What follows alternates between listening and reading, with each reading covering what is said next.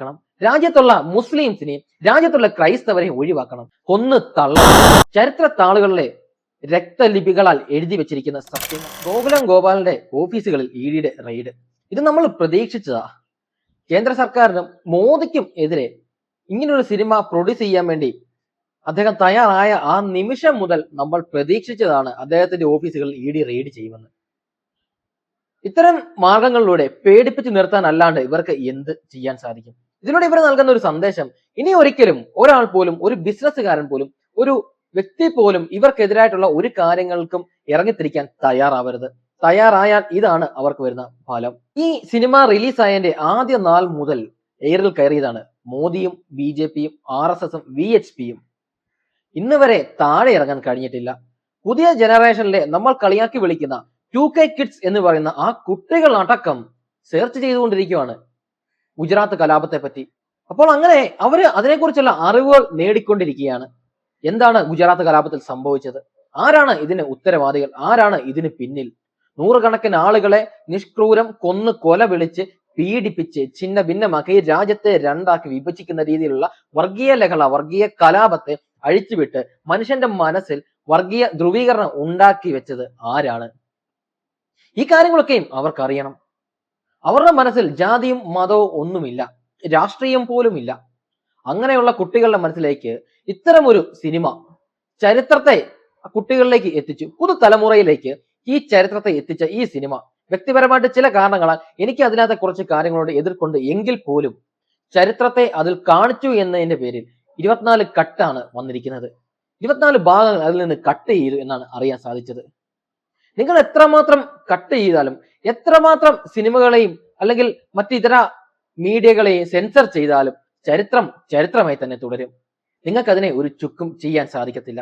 ഇന്ന് നിങ്ങൾ EDയെ ഉപയോഗിച്ചുകൊണ്ട് ഗോകുലം ഗോപാലിന്റെ ഓഫീസുകൾ റെയ്ഡ് ചെയ്തു. അദ്ദേഹം കാര്യങ്ങൾ കൃത്യമായി ചെയ്തിട്ടുണ്ടെങ്കിൽ നിങ്ങൾക്ക് അദ്ദേഹത്തെ ഒരു ചുക്കും ചെയ്യാൻ സാധിക്കത്തില്ല. കുറച്ചു നാളൊക്കെ എന്തെങ്കിലും രീതിയിലുള്ള സമ്മർദ്ദങ്ങളിലേക്ക് കൊണ്ടുചെല്ലാൻ സാധിക്കുമായിരിക്കും, പക്ഷെ നിരന്തരമായിട്ട് അതിന് സാധിക്കത്തില്ല. എന്തായാലും നിങ്ങളെ കൊണ്ട് സാധിക്കുന്ന കാര്യങ്ങൾ ഇതൊക്കെ തന്നെയാണ്.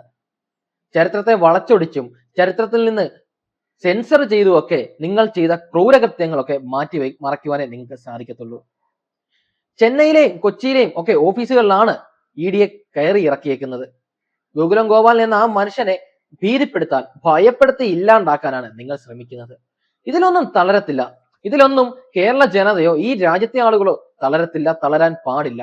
മോഹൻലാൽ ഖേദം പ്രകടിപ്പിച്ചത് പോലും തെറ്റായി പോയി എന്നാണ് മലയാളികൾ പറയുന്നത്. എന്തായാലും BJPയെ കൊണ്ട് ചെയ്യാൻ പറ്റുന്ന കാര്യങ്ങൾ ഇതൊക്കെയാണ്. BJPക്കെതിരെ എന്തെങ്കിലും ഒരു ചുവട് വെച്ച് കഴിഞ്ഞാൽ അവര് കേന്ദ്ര ഏജൻസികളെ കൊണ്ടും അവരുടെ ഭരണ സമ്മർദ്ദങ്ങൾ കൊണ്ടും ഭരണത്തിൽ ഇരിക്കുന്നവരുടെ ആ അധികാര ധാർഷ്ട്യം കൊണ്ടും ഒക്കെ ആളുകളെ പേടിപ്പിക്കാനും ഭീഷണിപ്പെടുത്താനും ഒക്കെ നിങ്ങൾക്ക് സാധിക്കും. എന്നേക്കുമായിട്ട് ആ ചരിത്രത്തെ ഇല്ലാണ്ടാക്കാൻ ഒരു കാരണവശാലും നിങ്ങളെ കൊണ്ട് സാധിക്കത്തില്ല.